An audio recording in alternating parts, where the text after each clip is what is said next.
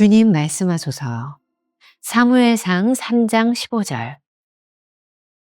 음성 듣기. 하나님은 깜짝 놀랄 만한 방법이 아니라 오해하기 쉬운 방법으로 말씀하십니다. 사무엘이 하나님의 음성을 처음 들었을 때 그 음성을 오해했습니다. 그 음성이 엘리 제사장의 것인지 하나님의 음성인지 구분하지 못했기 때문입니다. 하나님의 음성은 엄청난 방법 대신 가까운 주변에서 들리기도 합니다. 문제는 그 음성을 구별하지 못하는 것입니다. 주의 음성을 들으면서 우리의 귀는 예민해집니다. 그리고 예수님처럼 하나님의 음성을 항상 들을 수 있게 됩니다.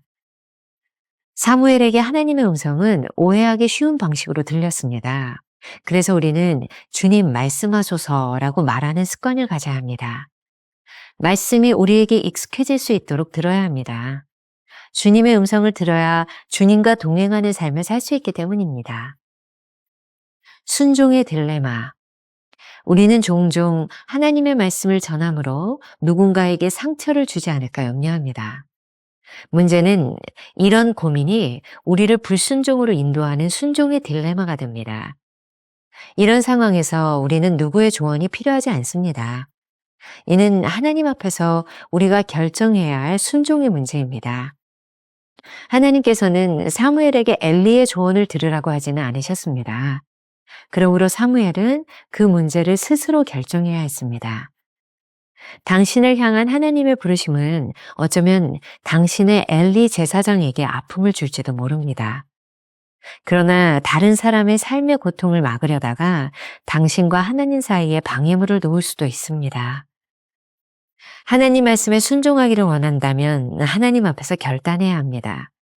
순종에는 고통과 갈등이 따릅니다. 순종하지 않는다면 하나님과의 사이에 문제가 생기게 됩니다.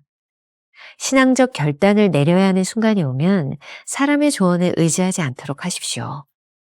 누군가에게 상처를 주지 않기 위해, 갈등을 유발하지 않기 위해 하나님의 말씀을 분명히 듣고도 전하지 않는다면 엄연한 불순종입니다. 하나님의 음성이 없는 것이 아니라 우리에게 들리지 않은 것이 문제입니다. 진정 우리가 두려워해야 하는 것은 하나님의 음성에 불순종함으로 인해 하나님과의 사이에 문제가 생길 수 있다는 것입니다. 혹시 누군가에게 상처를 주지 않으려고 하나님의 말씀을 전하는 것에 주저하며 고민하고 있지는 않습니까?